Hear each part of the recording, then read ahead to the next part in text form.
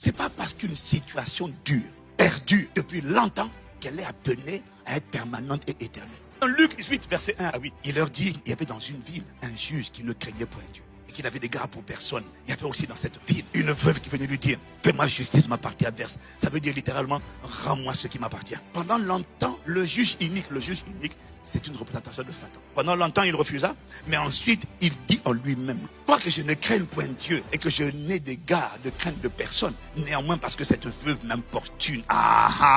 L'importunité, c'est une attitude de quelqu'un qui fait un sitting.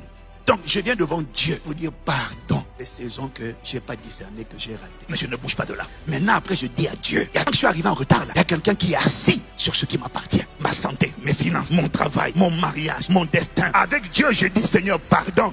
Mais avec le juge unique là, je vais dire, tu vas me rendre ce qui est à moi. Je ne vais pas te laisser t'asseoir sur ma famille. Je suis la génération qui finit avec les combats. Je suis la génération qui commence un nouveau cycle de bénédiction générationnelle. Pendant longtemps, il refusa, mais il a avoué une chose. Il a dit, parce qu'elle m'importune, je lui rendrai son dû, afin qu'elle ne vienne pas sans cesse me rompre la tête.